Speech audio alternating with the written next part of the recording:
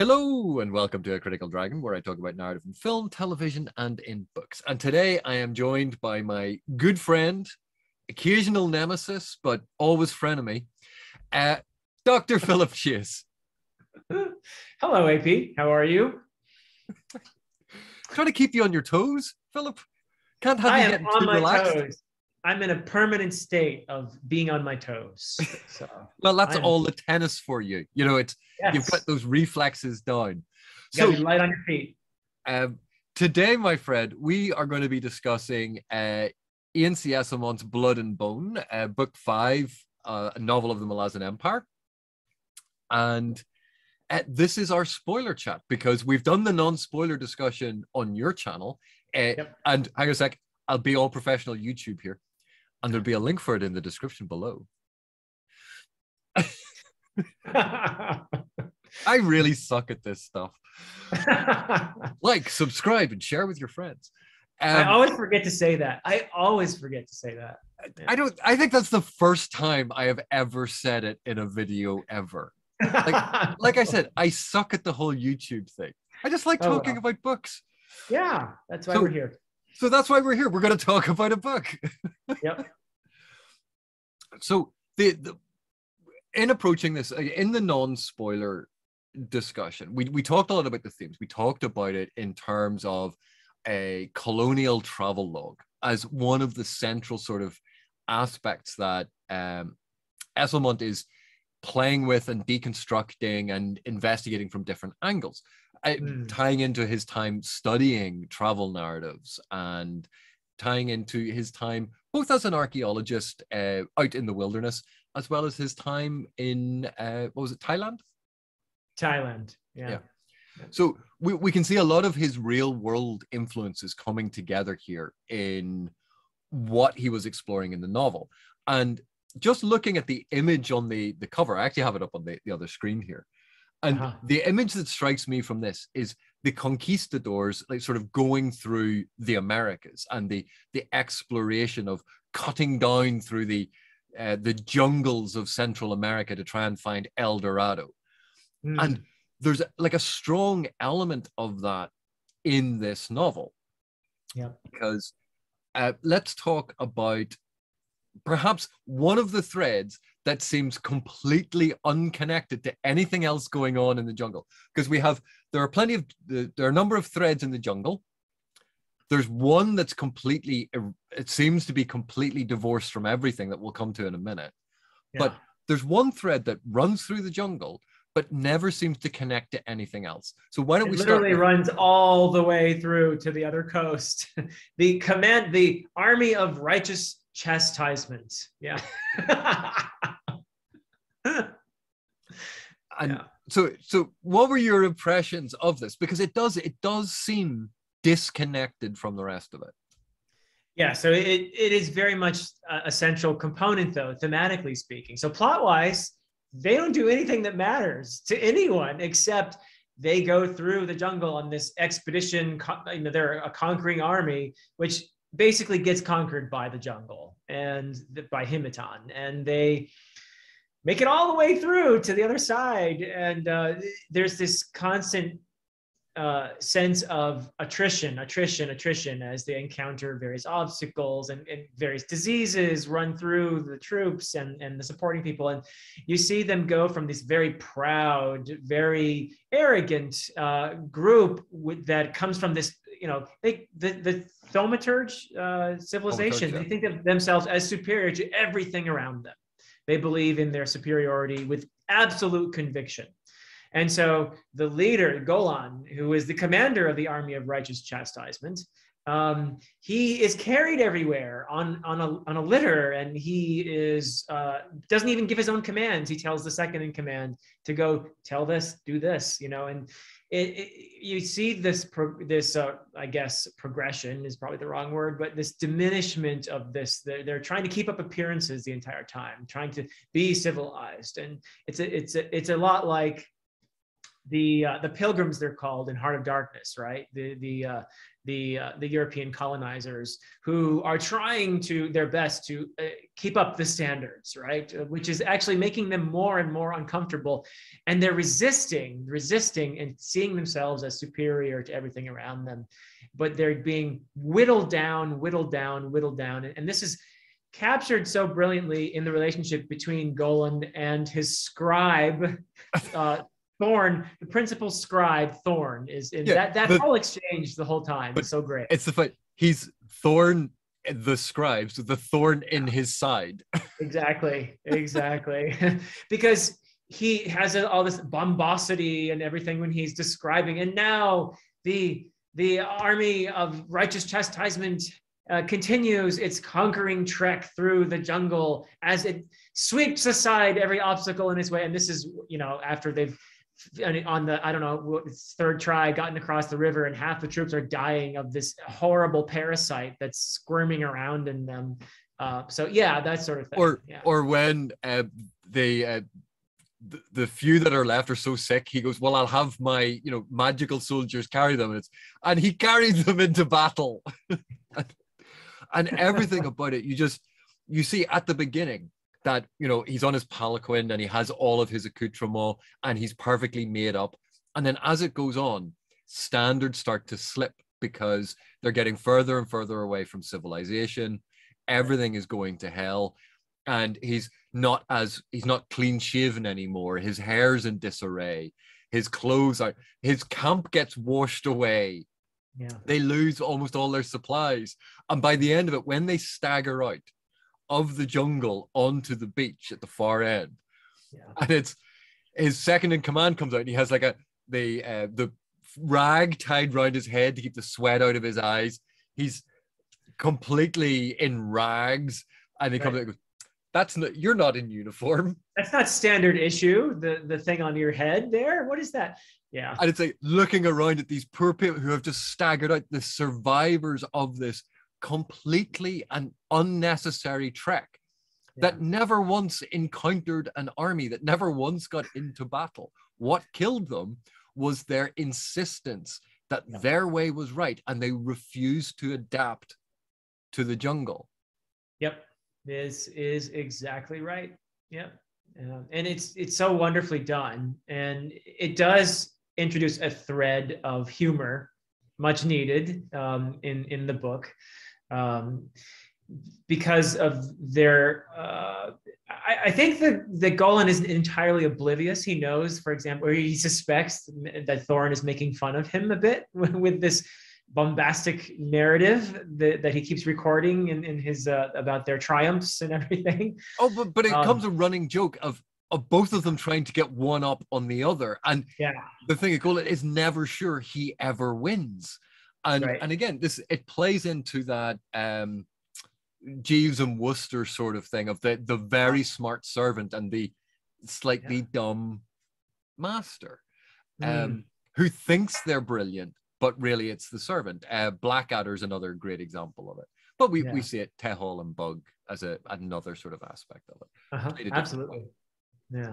So, I mean, that whole storyline, I think, is so essential to understanding as a counterpoint to what's going on, because it illustrates this whole thing of seeing the jungle as an enemy.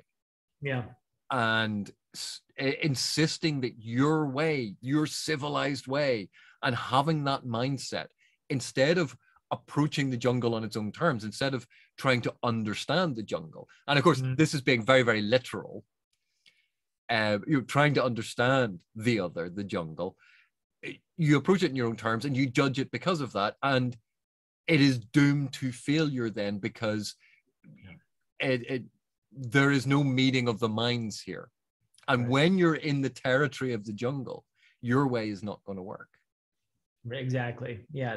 That failure to be flexible, to adjust, to have the humility to learn that there are other ways of doing things, and that the people from that area might actually know something that you don't know. So yeah, then that appears in other threads. Yeah. And what's really interesting about that is, if you look at one of my favorite aspects of the novel is Merc and Sar, their relationship.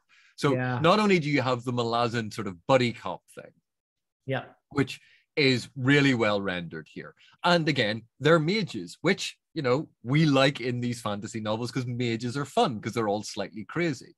Yep. But where we have Merc being, you know, in their partnership, he always thought of himself as the smart one, and He's the Sar brains. Yeah. Sar was, you know, not as smart, and you know, Mark would order him around. Scorch and Lef being another sort of pairing that Esslemont kind of does this with. But we've seen it done before in Esslemont's books. But here, while initially they have the same attitude as Golan, going through the jungle and not understanding the jungle and everything being an enemy, and you have that horrible moment where Sar takes like all of the skin off his thumb and it comes off like a glove. And and they talk about the feet. We don't even look at the feet. Because everything is rotting as they are walking. It is all horrible. And Sar has a moment when, and Mark doesn't realize it, it happens slowly over time, but Sar transitions to trying to understand the jungle. He speaks with the natives. He learns from the natives because he doesn't view them as ill-educated savages. Right. They have a knowledge and experience of something he doesn't. And so he learns from them. Yeah. And because of that, he does things that to Merc seem absolutely insane. Covering yourself in mud. Well, that's disgusting. And he goes, but it keeps me cool. It stops the insects biting me. Yep. It, you know, it has, and it camouflages me, and also things can't smell me. So it works on all these different levels. But Merc can't see past his sort of bias. Whereas Sar has gone, no, you know, when in Rome, do as the Romans. When in the jungle, live in the jungle. Exactly. And he learns. And it's only like at the very end of the novel, really, that Merc learns from this as well. Yeah. Well, and Sour is the unlikely hero, not only for the duo, but for the entire company of the Malazan mercenaries who are there, whom we learn a little bit about at the end as being... We knew all along that they were Malazan military, of course. That wasn't even disguised at all. Worst kept secret in the military. Yeah, I mean, they're practically saluting to each other and everything else. And they're doing the Malazan military hand signals and all that the whole time. So that was a great group. That was a wonderful thread there. And for me, that duo of Merc and Sour is just, when I think of the book, it's the part that I feel kind of affectionate about because of the relationship between them and that evolution too of Merc learning to respect Sour because Sour had the wisdom to learn from his surroundings and to adjust and to adapt. So yeah, absolutely great thread through there. Yeah. So I mean that was one of my favorites, but although you say that, you know, Sar is the one that basically is their savior, in a lot of respects he is, like, he's the hero of the group and the things that he does.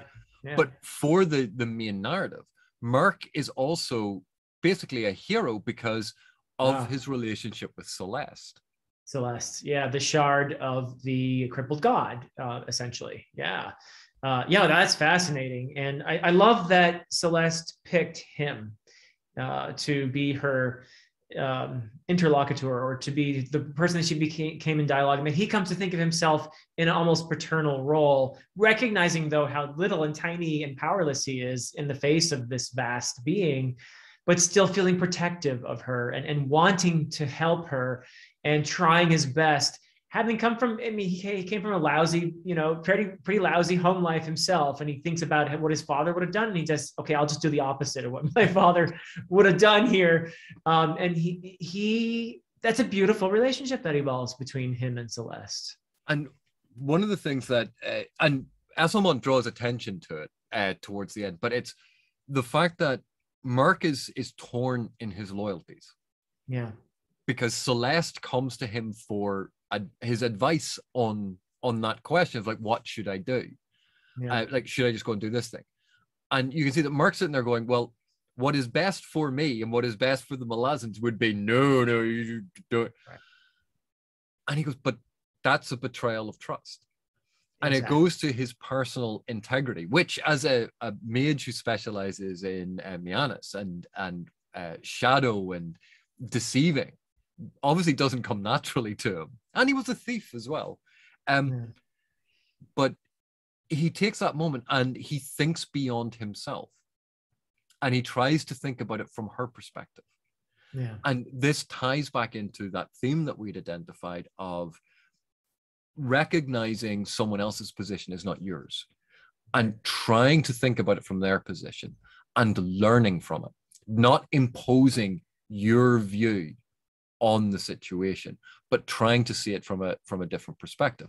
And that is so important to the whole colonial aspect that is being explored, that we see in those epigraphs, that we see in the army of righteous chastisement, that we see in the Thaumaturgs' attitude to Calor and to the people in the surrounding villages. We see in Calor's attitude to the Adawami.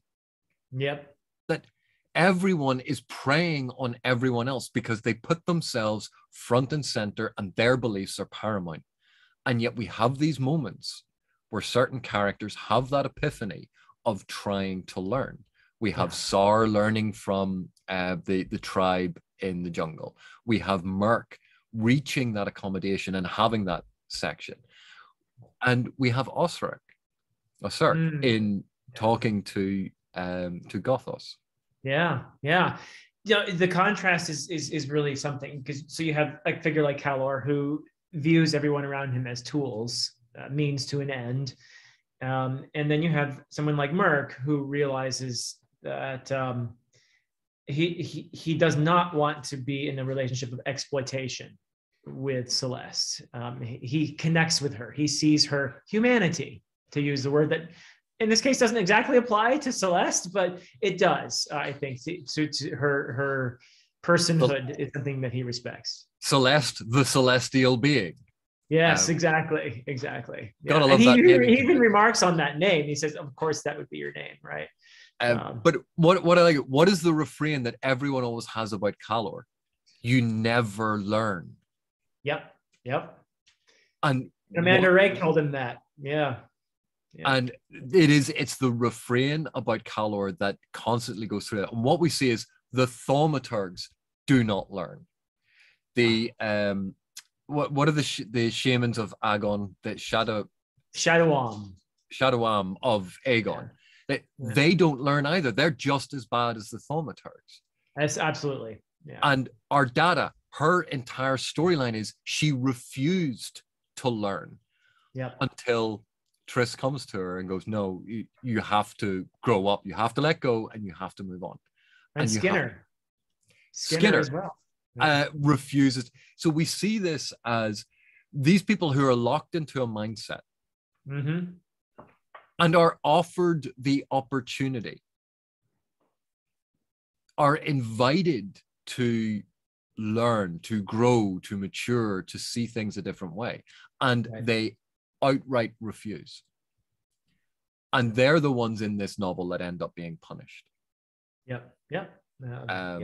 So I think when you then go from that micro scale, because obviously those are the micro examples, to then the macro scale, thinking about it in terms of colonial oppression, where here is a landscape, the jungle, which is operating in a very different ecosystem. So we'll just cut it down and put our farms in the way that our farms work.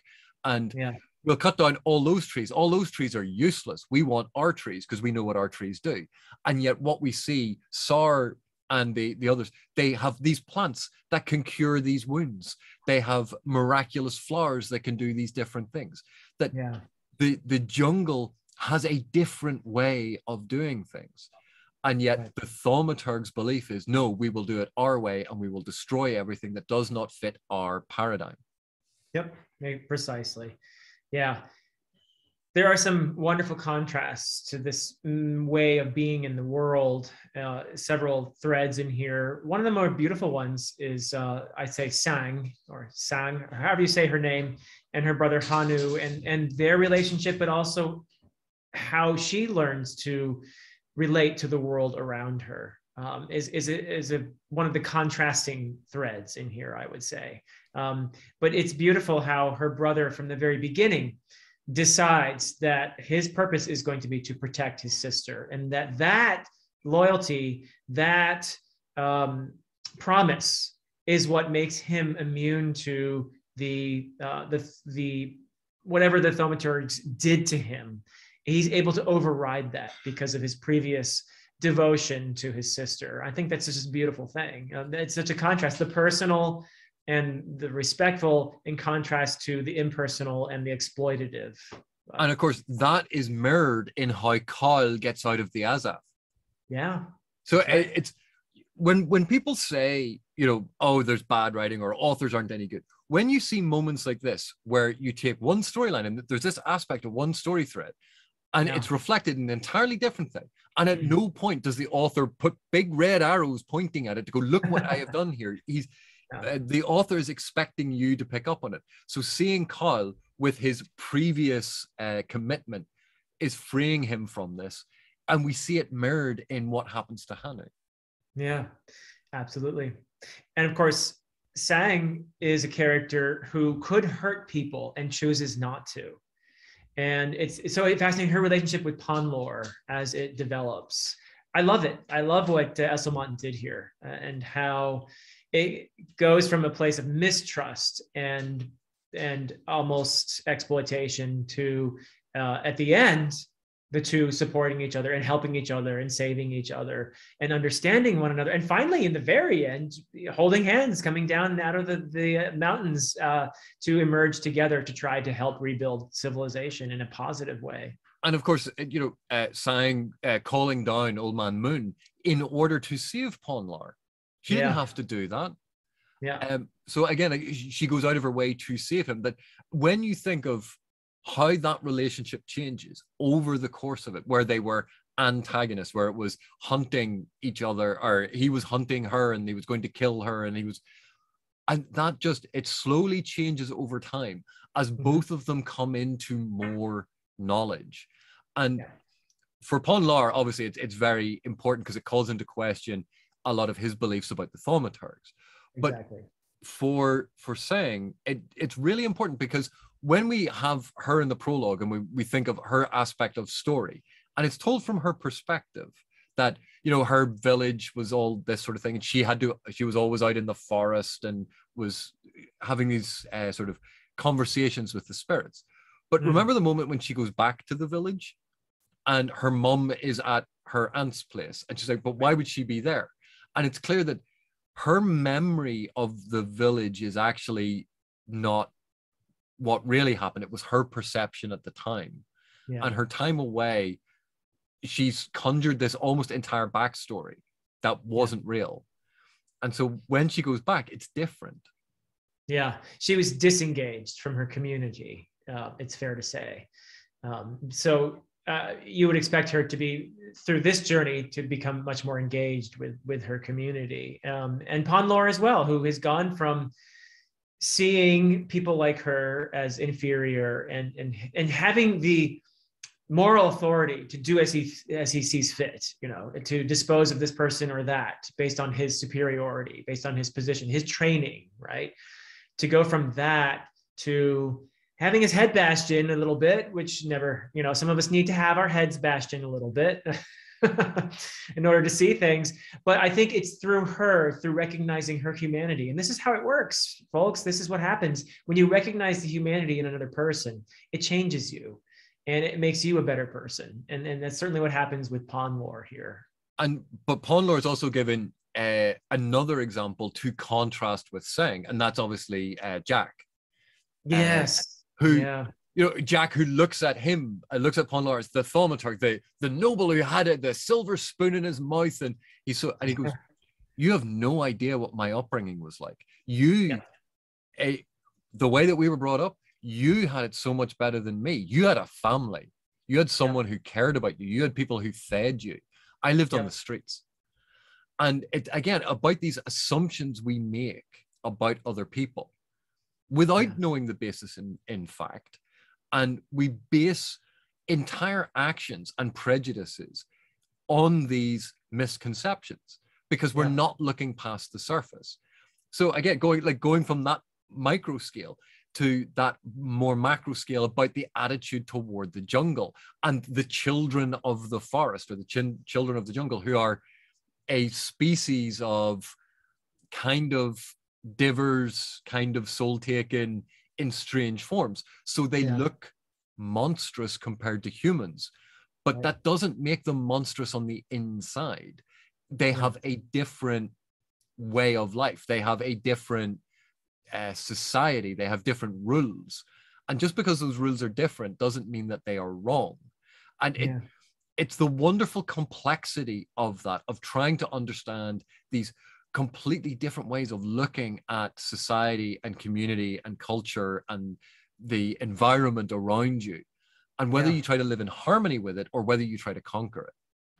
Precisely. And another great example of exactly what you're talking about, which reinforces it beautifully in this book, is the tribes of the Adwami and the relationship between Jatal and Andani, and the assumption. Talk about having assumptions about another person based on what you know about them, and misconstruing that person. And also the relationship that develops between Jatal and Skarza is another one we could talk about. But first, I think, and foremost, as it evolves, Jatal and Andani, first he views her as an enemy, as a foe. She's from the other tribe, so he's the prince of the Hafinaj, and she's one of the, what is it, Viharawi or something like that? Whatever. Very hard to pronounce, yeah.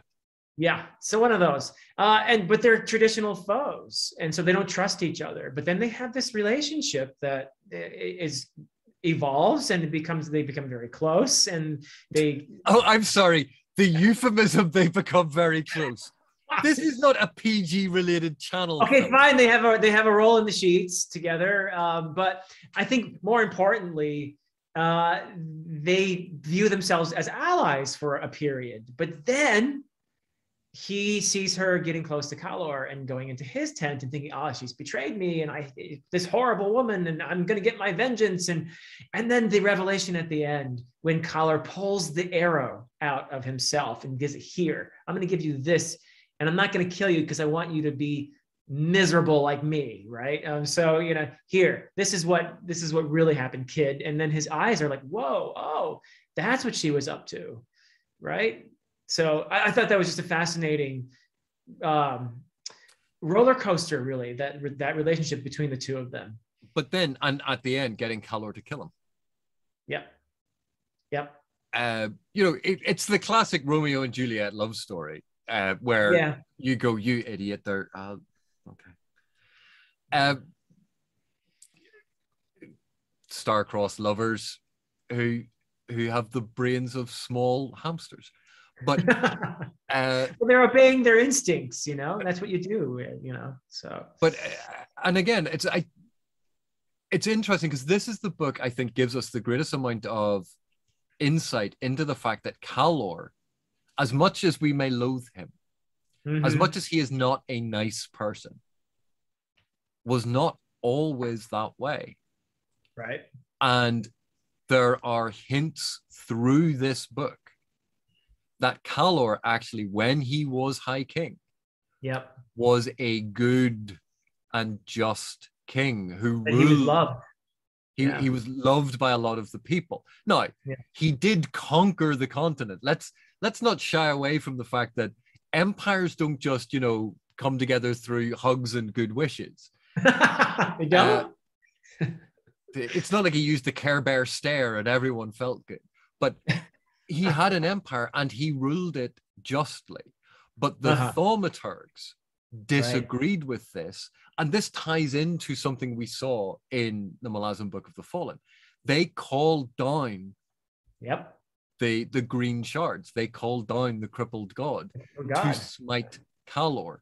And that is what destroyed the continent, not Calor. They got the wrong continent. They destroyed Corel instead of Jakaruku. To be perfectly honest, it destroyed both of them. It destroyed chunks of both of them. It really did destroy Corel a lot worse. But I won't go as far as to say as Calor did nothing wrong. Right. Calor was not the monster that he has been portrayed to be. And following the devastation, the wiping out of this, you can understand his rage. And then when these elder gods show up to go, right, like, what have you, where the hell were you when this was happening? Yeah. And you can understand why he hates the elder gods. So yeah, it does make you question the narrative, where you have this event that is portrayed in the prologue to Memories of Ice, where these are separate events, but we tend to mush them together somehow. But yes, okay, so on the one hand, the enemies of Calor, the Thaumaturgs, called down the crippled god in order to get his power to beat Calor. It misfired terribly, and it destroyed the continent of Corel. And then the gods come along, because the elder gods, to put Calor in his place. But when they finally get to him, he's like, "Oh, sorry, you can't take it away from me because I just killed everybody." Ha ha. And they contain the devastation on Jakaruku, which becomes then the Imperial Warren, right? So if I got all that right? Well, Coral, the devastation on Coral becomes the... Okay, I thought he had created devastation. The one thing that it's not clear to me is that who creates the devastation on Jakaruku? Is that also a result of calling out the crippled god? When the crippled god comes down, remember, do that? No, but when the crippled god comes down and separates into all of these shards, have you seen the film Don't Look Up? No. It's a very good film on Netflix. It's well worth watching. But when you have a very large meteorite that splits into lots of smaller meteorites as well. Yeah, it does devastation all over. Yeah. But when it hits, you can have a volcanic eruption, which is going to cause devastation. And then you have smaller impacts, and you have tsunamis. You have all of these things and if you have jungles in places and a giant flaming rock and lava is sitting there, it's going to set fire to the jungle, and the jungle is going to burn. Yeah. Okay. That's kind of how it can span a large area. It's not just, well, it all just landed on that one continent. No. And we're looking from this continent. Oh, sucks to be them, Okay. So that makes sense. But I think your major point here is Calor and how we look at him.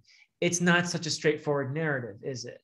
And getting to know that side of this person, that he wasn't always the grumpy bad guy that we see on the surface, right, is important. And I think that goes to the relationship as well between Jatal and Skarza that evolves. And it's such a great scene at the end when they finally catch up to Calor as well. But go ahead. What I was going to say about that is it's an interesting inversion, because initially it's Calor and Skarza. And then you seem to think that they are friends in much the same way you had Anomander Rake and Kaladin Brood. It seemed to be that sort of pairing. And then it turns out, no, it's not that, because that's not who Calor is now. Right. And the relationship that we thought was there actually grows between Jatal and Skarza.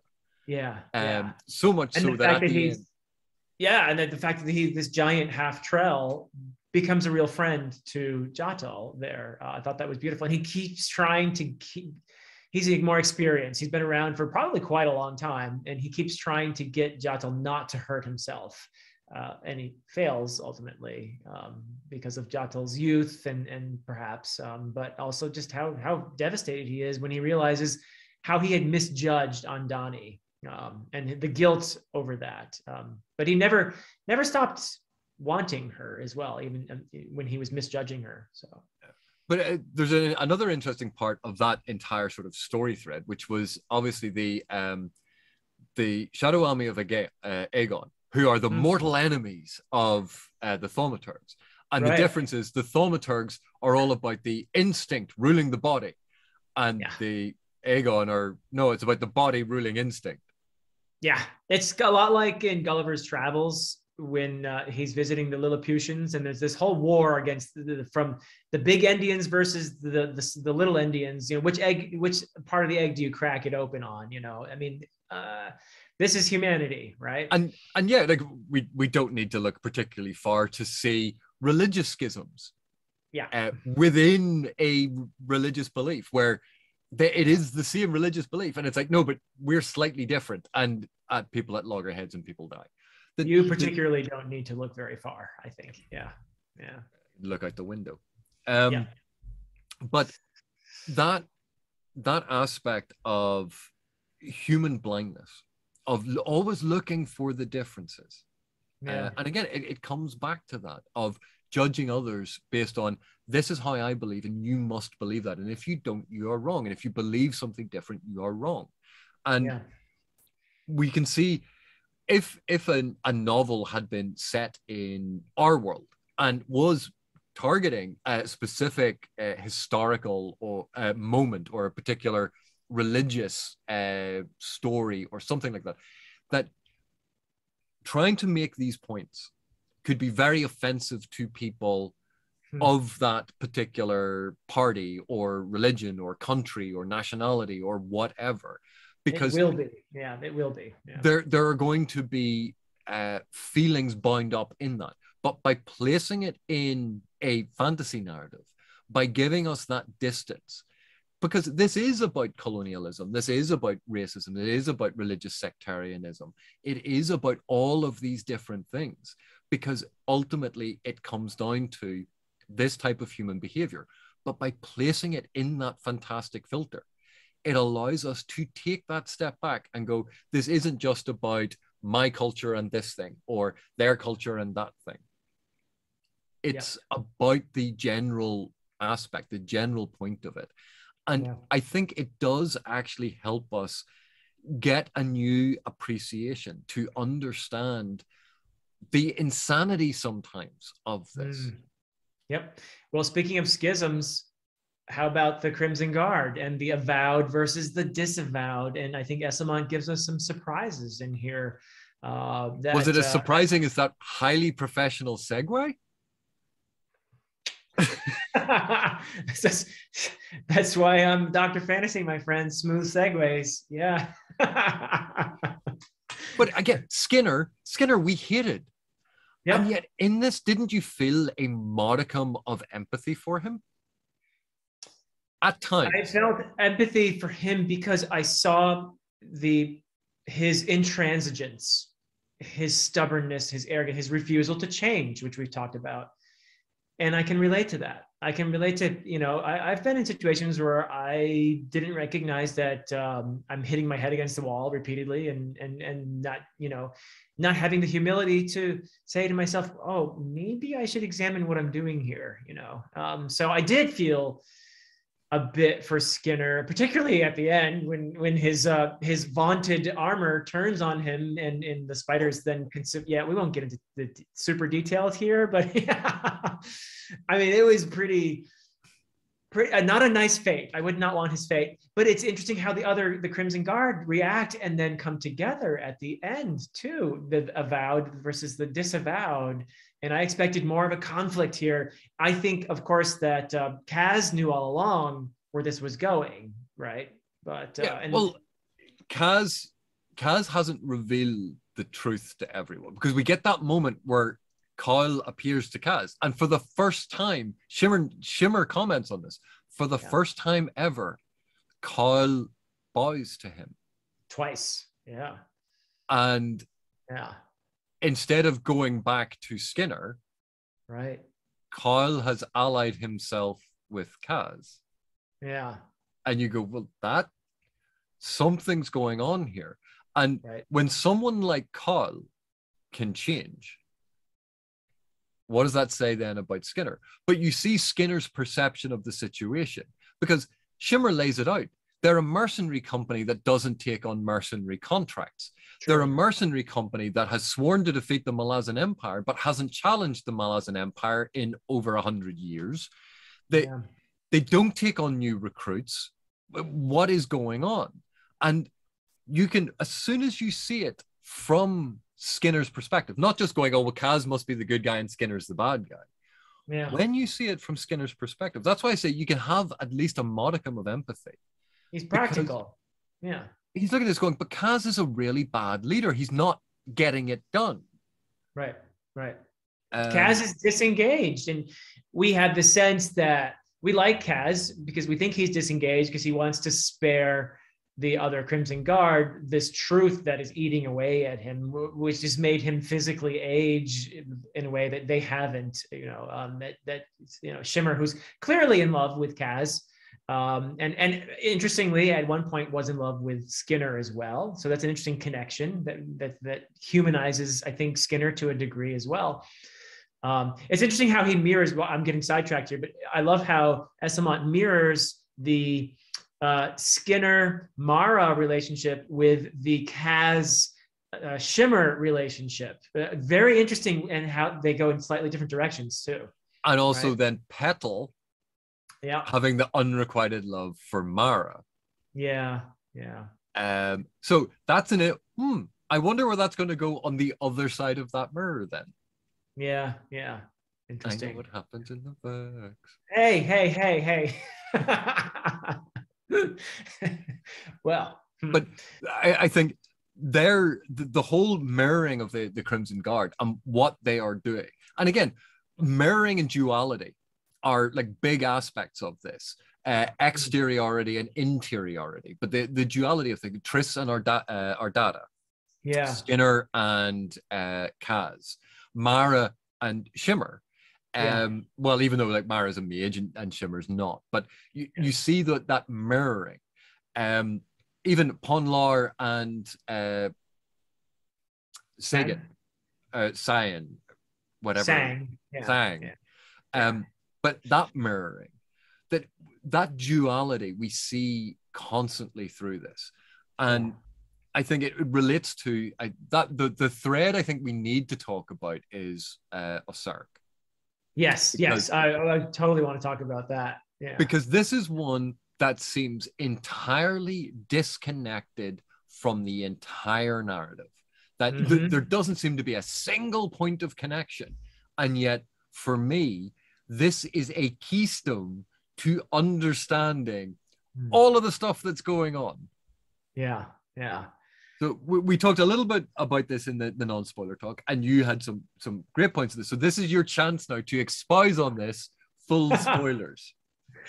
Yeah, well, I love, first of all, the humor in the relationship between Osiric and Gothos in there, and then of course they're joined by the monkey creature, the Noct.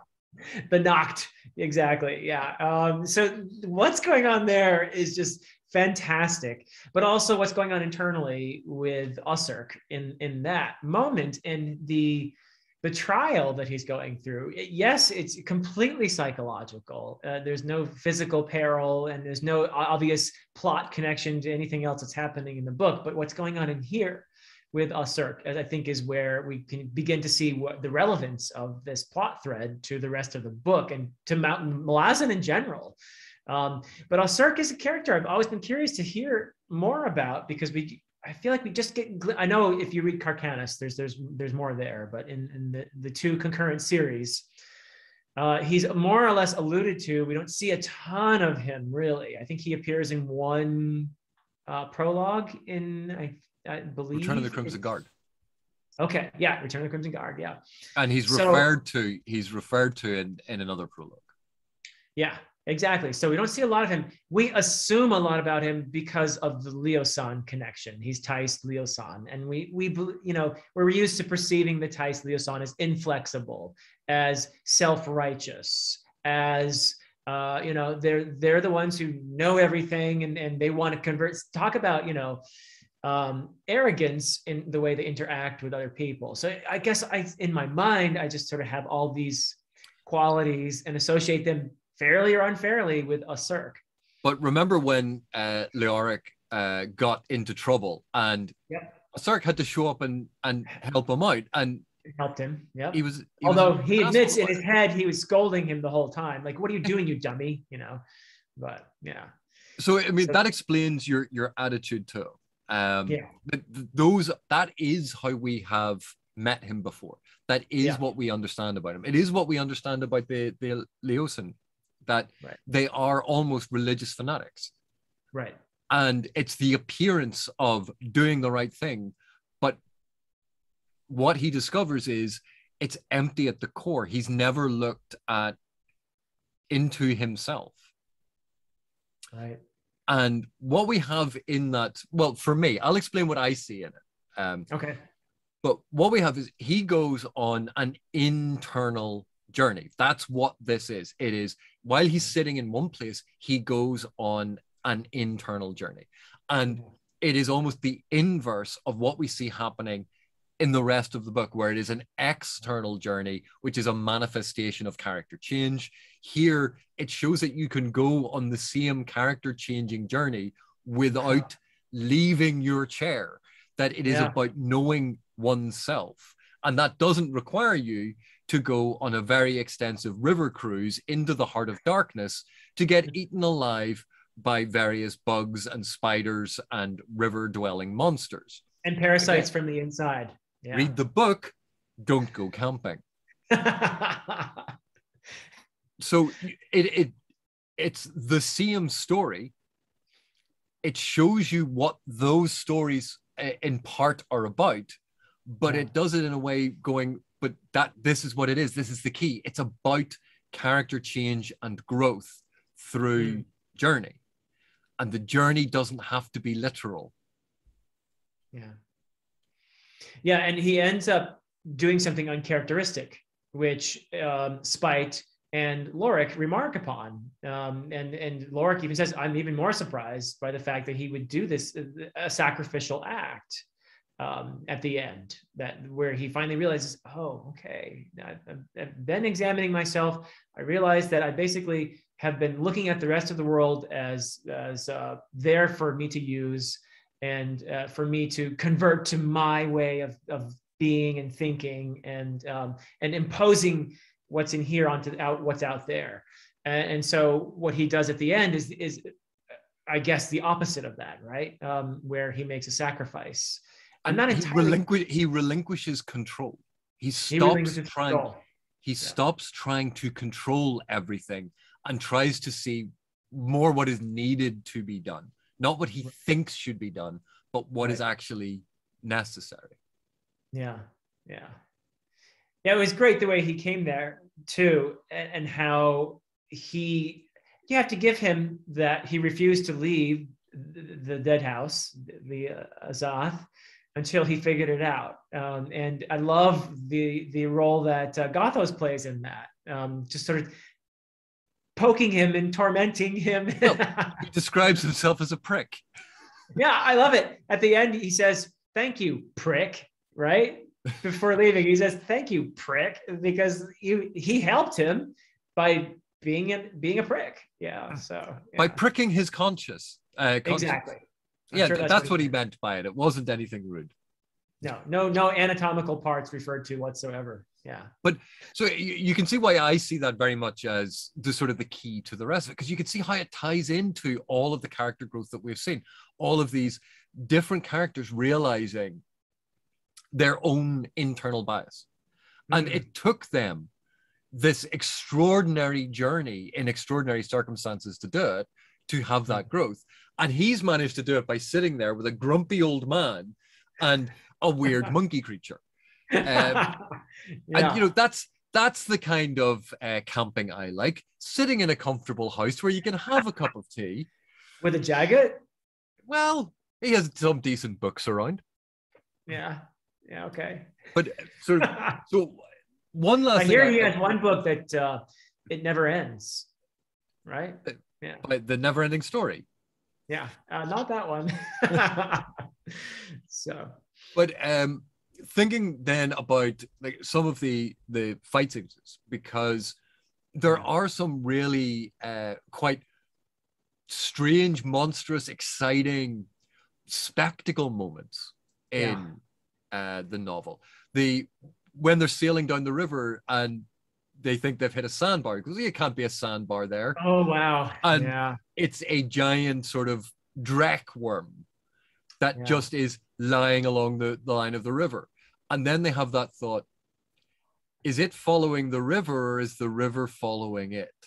That's how big this thing is. It's humongous. And when, of course, what's her name? Rutana we find out what she actually is in that scene with Skinner, and he has to fight his way out of her.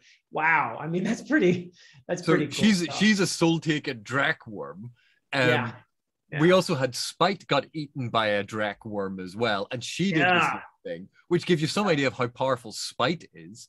Even the trap of the dolmens, and Skinner coming along and kicking her in the face. Yeah. And you just like, dude, that's not going to work out well for you in the long run. No. We know what Spite is like, but she is so powerful that even in that situation, she manages to claw her way free. But what's interesting, Spite doesn't really learn much. No, I mean, she's incredibly. I expected her to be actually more vengeful than she was, but it was after the power, and of course the justice of having her have this box of ashes at the end was after stealing it from the thieves. You know, she stole it from the Crimson Guard, who had the to be fair, she hired a company and they got it. She got trapped. So then the Crimson Guard basically were trying to steal it from her. She stole it from the Crimson Guard. A different shard, though. Yeah. So she stole the shard that they got at the storm wall from them. Right. So there's all this. There's just shards everywhere. People stealing shards of the crippled god. And of course, by the end, the reason it's turned into ash is because it's post been reunited. Yeah, exactly. Yeah. I thought that was beautiful. Although I also loved how it seems that Celeste had a slightly different fate from the other shards in that she united with Himiton, with the jungle. And this is an interesting, I don't know if it's all of Celeste or if the majority of Celeste joined with the rest of the crippled god and an echo of Celeste remained behind, part of that conscious. Because when you're talking about divine power, a splinter of divine power is still pretty powerful. But joining with Himiton, joining with this vast, and she describes it as a vast life, a higher order being, all of these interrelated organisms, all of the different layers of plant and animal life, all breathing together as this giant organism. And you suddenly see it from that perspective. And it makes you see the jungle, it makes you see Himiton in such a different light. Yeah.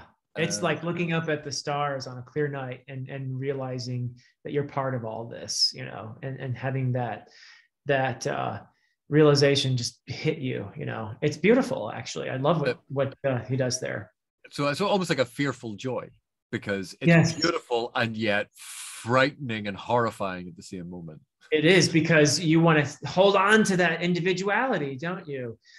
So there's that as well. Even it can be scary, the idea that you're going to dissipate into the cosmos. So there's that. I also love what he does with ultimately with Ardata and with Triss and the relationship there, and even with Ina, the Sagula, who loses an arm, but then finds meaning by establishing a relationship with Ardata's daughter. I forget her name. Is it Lek? Yeah, one of those. I like what he does with that group, with the elders here. It was an interesting look into particularly Triss. I like the role that she plays in here, and how she makes this journey of helping to resolve all this by shedding power, by making herself vulnerable, which is the opposite to what a lot of the other characters do. They seek power, they seek to armor themselves and make themselves more powerful so they can dominate what's around them. She does the opposite. She actually sheds power, makes herself vulnerable in order to bring about a peaceful resolution, and to help the other characters like Ardata. Yeah, and even when Skinner has that moment where Ardata's like, you can come back, you can change your mind, all will be forgiven, and he refuses, and she gives him multiple opportunities to change his mind. And he said, but you could never call it back. She goes, yes, but I can ask for it.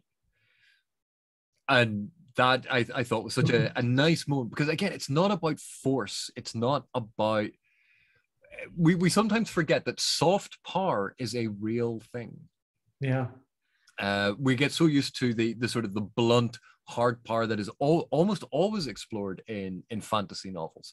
It's all about warriors fighting, mages having battles, Yeah. and yet soft power, the slow persuasion of someone, the putting a different type of pressure on them, can be a lot more effective and a lot more arresting. Yeah. And we see a lot of that here. The jungle doesn't fight them. Right. They fight the jungle. It's like Jack London's short story "To Build a Fire." You know, there's this guy there in the Yukon, and he thinks he's the master, and he's there to exploit and use, and then he ultimately freezes to death because of his own arrogance, right? So it's very much like it's not it's not human versus nature. It's human versus human. It's our own stupidity that puts us there in the first place. But that soft power that you're talking about, I love the relationship between Sang and Old Man Moon. This is a wonderful relationship that's built on a kind of a mutual respect and a kind of a you help me, I'll help you. And I love the way that she has to give him the tattoos on his buttock. Okay, that's a little weird, but it's cool. I think that Old Man Moon is kind of like the Tom Bombadil of the Malazan world. I like. You have to remember, he is called Moon. Yeah. So that's why his butt cheeks figure in there. Yeah.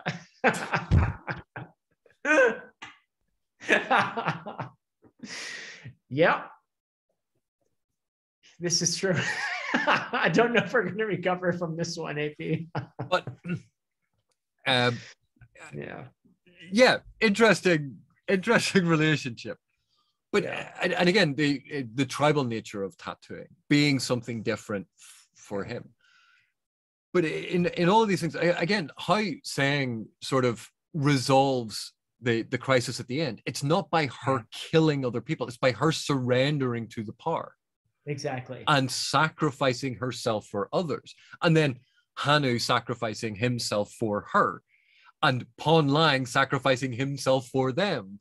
You know, it's and through their sacrifices for each other is how they end up saving so many people. Now, yes, Hanu still ends up sacrificed. You know, that's the danger of sacrificing yourself. Like sometimes someone doesn't get there to save you. But whereas all of the others were about trying to control. Right. And yet, as we see from a Cirque story, it's not about trying to control.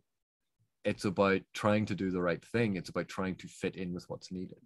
And this is the lesson that Calor continuously fails to learn. That Kaladin Brood, right, is the one who tells him, "You never learn." Right. And it's repeated in I think it's one of the lines from Anamandrous, or it's in one of the epigraphs, and then it's attributed to I think it's Kaladin Brood says it. I think so. Or Rake. It's one of the two. One of the two, anyway. But it's a repeated refrain about Calor. And I think that kind of brings us full circle into all of the different things that we're talking about. But so I think, yes, a lot of the themes are about colonialist expansion and the craziness of this, of trying to impose a world order in an area that just has completely different rules and functions a completely different way. And we can see that aspect. And, you know, that ties into a lot of stuff from history, from all different parts of the world, where we've had these wars between colonial powers trying to expand, but also the tribal warfare that we sort of see referred to, where the tribes are trying to eke out some existence and fight one another and prey on one another, where you have the thaumaturgs preying on the villagers, where you have other villagers becoming bandits to prey on other villagers. But this is all human preying on each other. But when we see it in the jungle, yes, there are predator and prey within the jungle, but it is part of a cycle. It's part of a natural cycle within the jungle. And it's only the humans that are truly destructive.